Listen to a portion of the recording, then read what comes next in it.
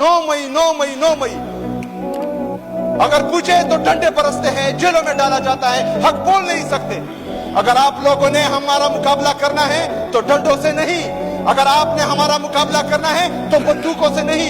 नर के बच्चे बनो और इकॉनमी में हमारा मुकाबला करो, मईशत में हमारा मुकाबला करो, रिफॉर्म्स में हमारा मुकाबला करो, पाकिस्तानी अवाम को शऊर देने में हमारा मुकाबला करो।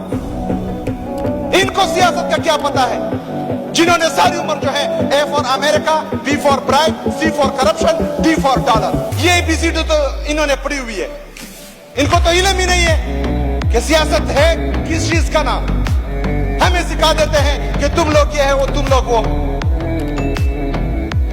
ये लोग जो हैं वो इमरान खान को मिटाने में लगे हुए हैं। इमरान खान जेल से क्लियर कट मैसेज दे रहा है। जनाब स्पीकर साहब, इमरान खान जेल से बोल रहा है अगर मुझे जेल में कुछ हुआ तो इसका जिम्मेदार DGISI और चीफ ऑफ आर्मी स्टाफ होंगे।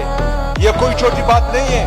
पाकिस्तान की सबसे मकबूल तरीन सियासी जमात का, सबसे ज्यादा सीटें लेने वाली जमात का वो बानी है, साबका वजीर आजम है।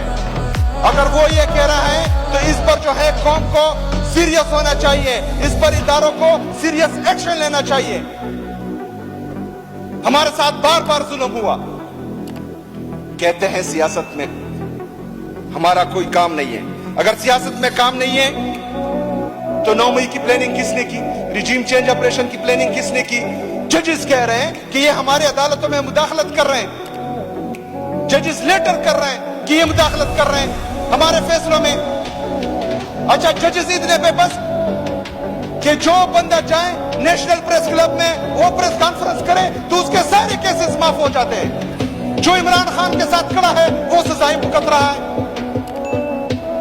ये कहां का इंसाफ, ये कहां का कानून है, कौन करवा रहा है? अगर जजेस बेबस हैं तो वो सिर्फ ऊपर ये जो इलीट क्लास तबका बैठा हुआ है, जिनके बाहर मुल्कों में जजीरे हैं, सिर्फ वही लोग जो हैं उनको धमका सकते हैं, डरा सकते हैं, और उनको डरा भी रहे हैं, धमका भी रहे हैं।